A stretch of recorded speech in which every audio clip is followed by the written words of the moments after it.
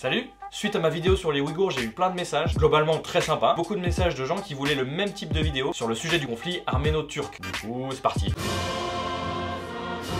Déjà, petit rappel, le génocide arménien c'était en 1915. D'ailleurs à cette époque, le mot génocide n'existait pas. Mais comme le fait de massacrer des peuples, ça devenait une habitude pour l'être humain, autant trouver un mot dédié. Allez, balancez-moi les idées de mots. Alors moi j'ai destruction à grande échelle d'un certain groupe précis d'êtres humains déclenché par un ou plusieurs mecs tarés pour absolument aucune raison.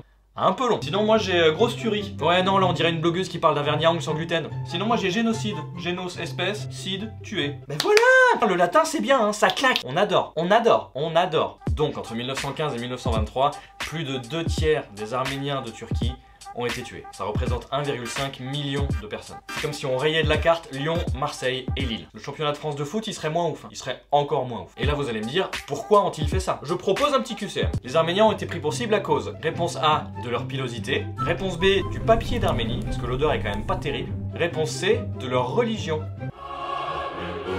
C'est gagné. Ouais. De toute façon, si vous cherchez bien, la religion, c'est 90% de l'origine des guerres, hein, depuis toujours, hein. C'est un petit peu con parce que Dieu, c'est comme le racisme anti-blanc.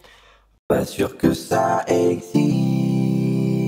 En gros, la Turquie a profité du chaos de la Première Guerre mondiale pour prétexter que les Arméniens, vu qu'ils sont catholiques et pas musulmans, ils allaient certainement trahir la Turquie et s'allier aux Russes. Alors il y a un terme politique pour ça, ça s'appelle le bullshit.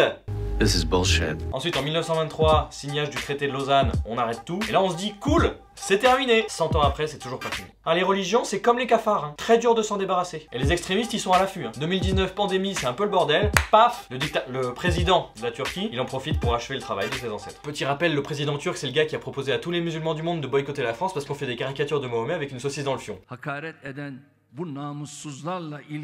Yes, puis c'est rarement une bonne idée de faire comme tes ancêtres. Refaire la tarte aux poireaux de ton arrière-grande-tante, oui. Si t'aimes les poireaux, a priori tu passerais un bon moment gustatif. Mais si à Nantes les gens ils faisaient tout comme leurs ancêtres, ça serait coton. Hein. Blague référence au commerce triangulaire. Petite cerise sur le gâteau, la Turquie n'a jamais reconnu le génocide. Grande classe. Bon Bastien, tu me trompes, admets-le maintenant. Non. Mais elle est encore là. Non. Elle a ton sexe dans sa bouche en ce moment même. Non. Bah si.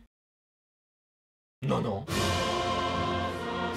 Évidemment, c'était les grandes lignes, je vous invite à vous renseigner par vous-même plus amplement. En tout cas, si vous pensez que cette vidéo peut apprendre un truc à une personne, n'hésitez pas à partager. Il y a des pétitions sur internet pour soutenir les Arméniens et combattre le négationnisme. Je vous laisse chercher, vous êtes grands. Courage aux Arméniens et à tout le monde.